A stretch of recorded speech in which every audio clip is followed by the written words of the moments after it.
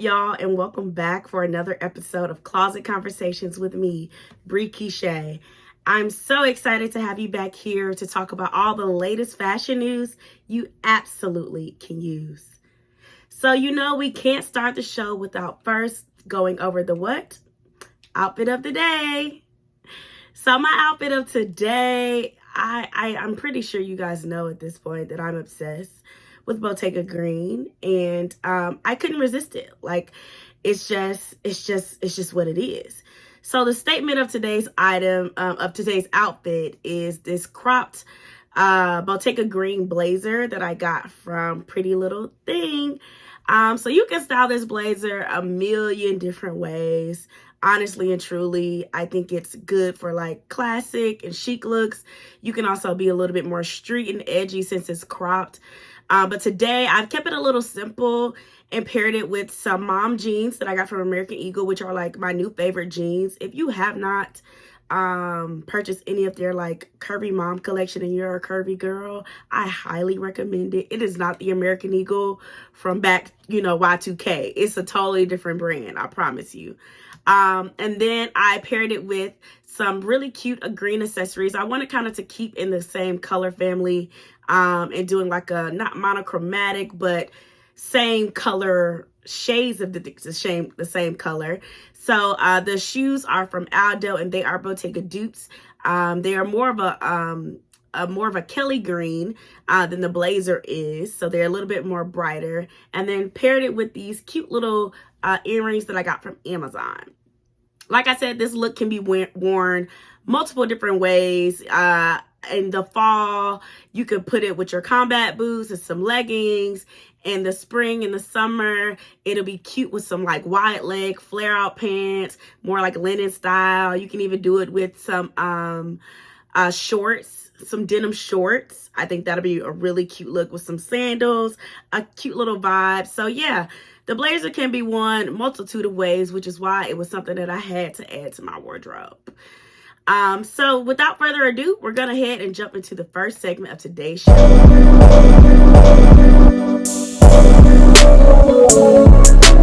So this week on Slater Played, I'm going to take a moment to highlight somebody who I truly admire for his fashion sense and the way that it has transitioned over time, and that is Mr. Steve Harvey. And I'm not even going to give him the credit because the credit goes to his stylist, Ellie.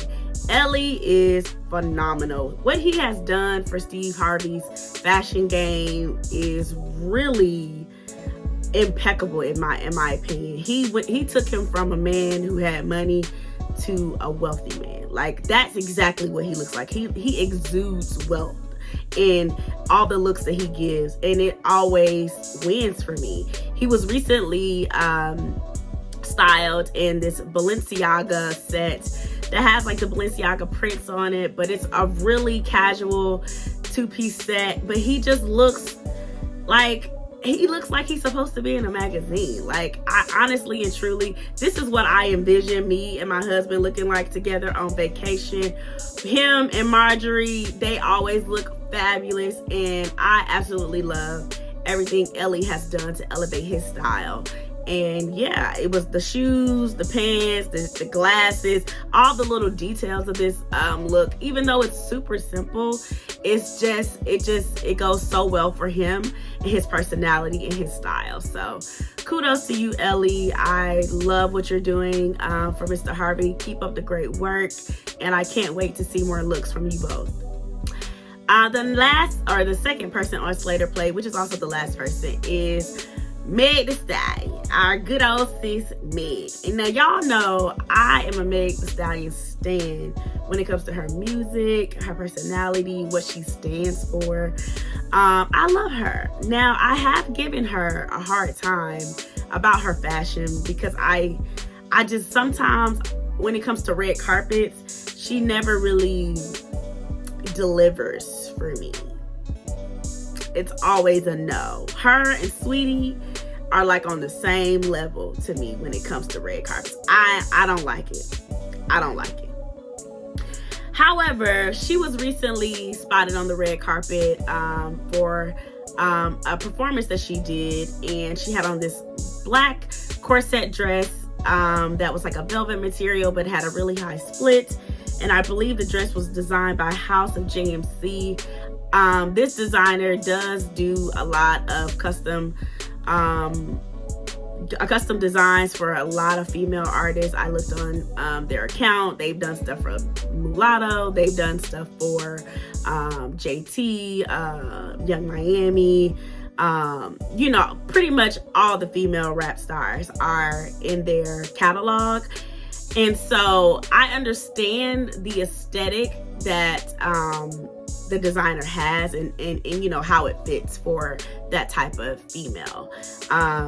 But what I appreciate is that this particular red carpet look gave a little bit more structure to the dress. I think historically I've been seeing Meg Thee Stallion wear like more like flowy type dresses that have a lot of high splits and low cleavage and cutouts, very similar to what you always see Sweetie in as well. Something that's like got a lot of cutouts, a lot of cleavage, a lot of leg, and it never really gives fashion. It always just gives body. But this time around, I think it was a good mix of both.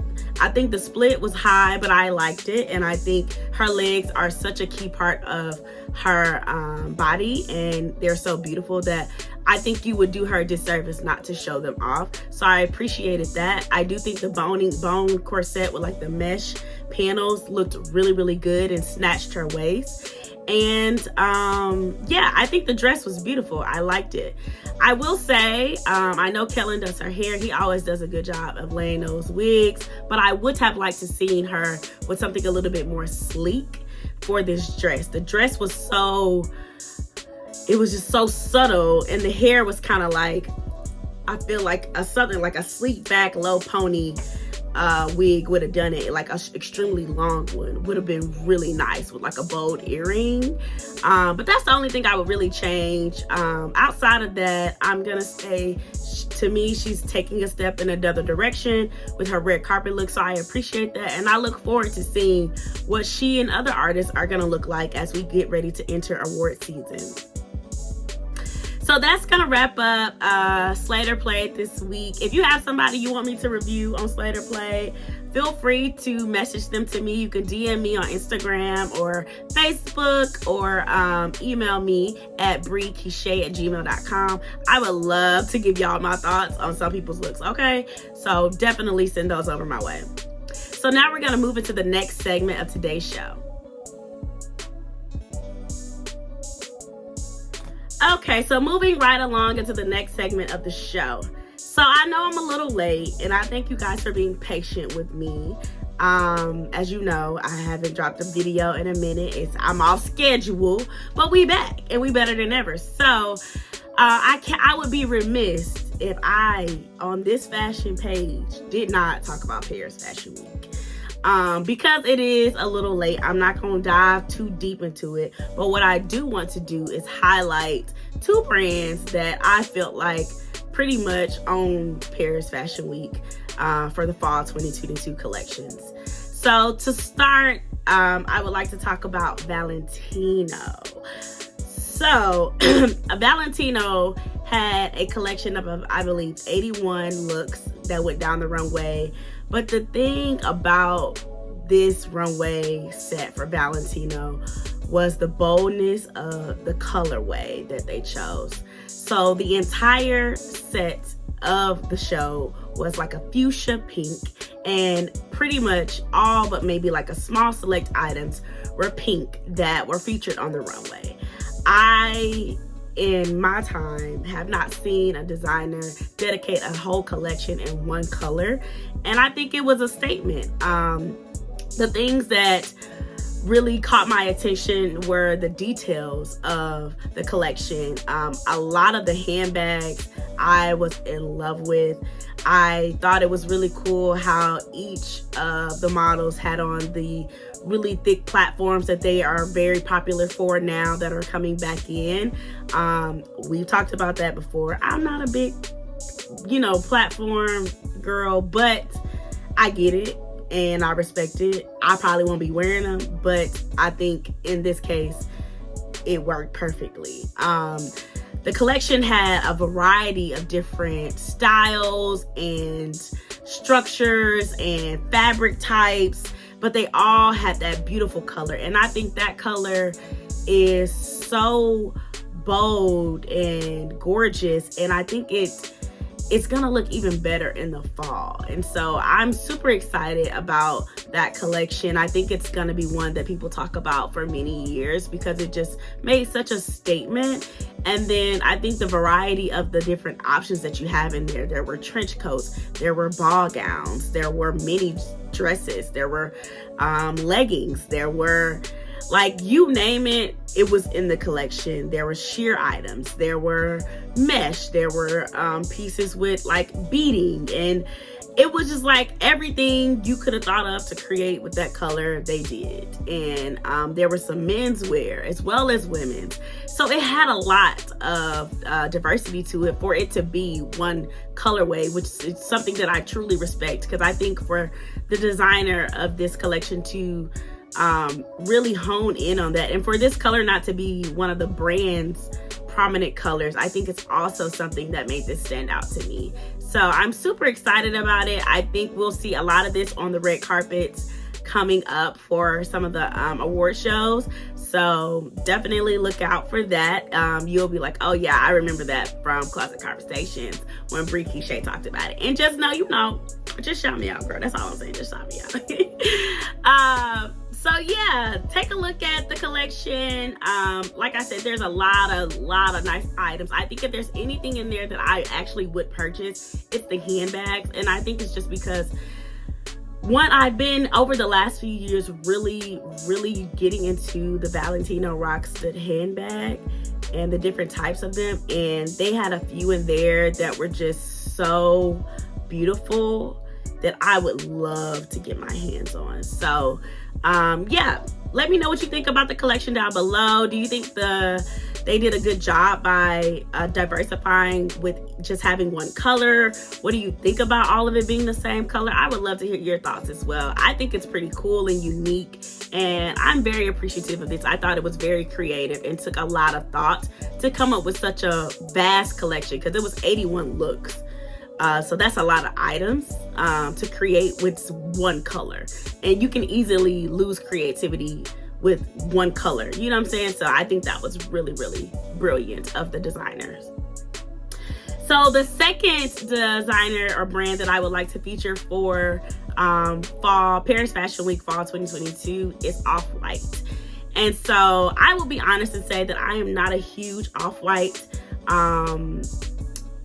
person. I don't have any of their items. I've never really been super into the brand, but I will say that I completely respect Virgil and his creativity and what he brought when he designed and created the brand. And for that, I would love to take a moment to just highlight the latest collection and what they did to pay tribute to Virgil. As we know, he went on home to glory back in 2021.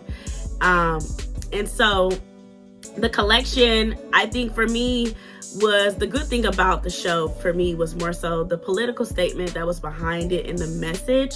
As we know, Virgil was really always big on, bringing some type of message into the fashion world, with him being a creative in so many different aspects and being a Black creative and a Black male creative. I think, the limitations that life puts on you, and for him to do so many great things during his time here, I think he left such a great legacy, and I'm very interested to see what will happen to the brand.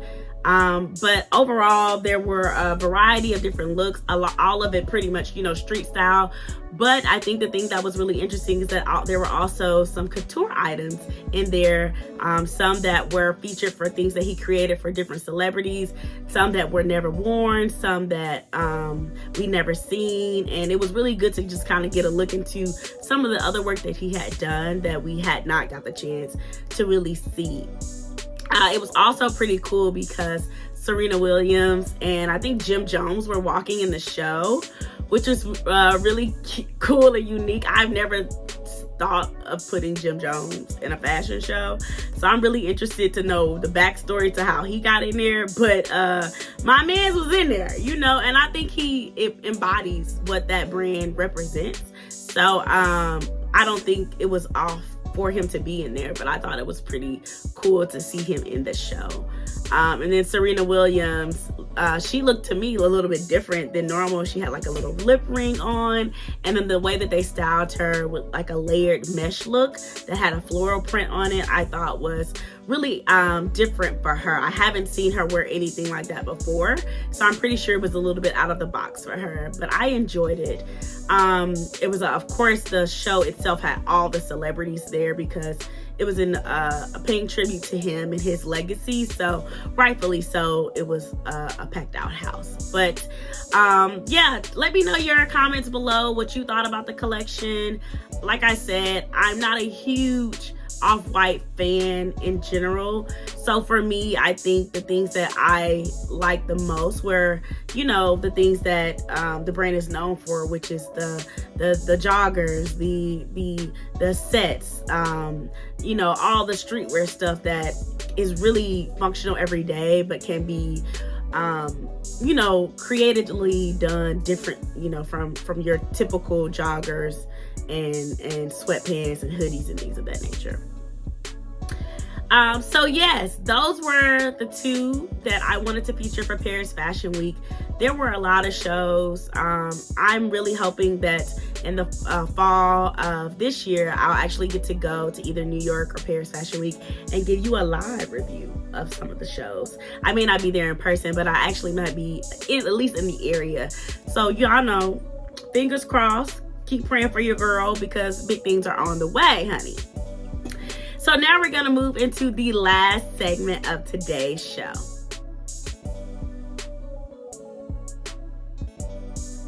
Okay, so moving into the next segment of today's show, where I'm going to give some style advice. So I often get questioned by women like, what are the quickest way to elevate my style? And I think there's a lot of ways to answer that question. But in my mind, if I'm thinking about the everyday woman or the average woman, I should say, who may not have an extremely amount of disposable income to buy a lot of luxury items like myself, and, you know, has to plan out and budget to, you know, just shop in general. And so if you want to start elevating your style with your current wardrobe, the key thing I'm going to tell you is the devil is in the details. So essentially, you need to think critically about everything when you're putting a look together. It's not just about the shirt, the pants, or, you know, the top, the bottoms. It's about it's about the accessories. And when I say accessories, I'm talking jewelry, I'm talking like necklace, earrings, I'm talking shoes, I'm talking bag, I'm talking hair. Like, the hair is an accessory for an outfit. Like, when you're trying to put together a look, hair matters. Makeup matters too. If you're not into makeup, you know, that's a totally different story. But the details of it, even your nails, like, all the details need to be considered when you're putting together a look. And I think that is a very easy way to elevate your style.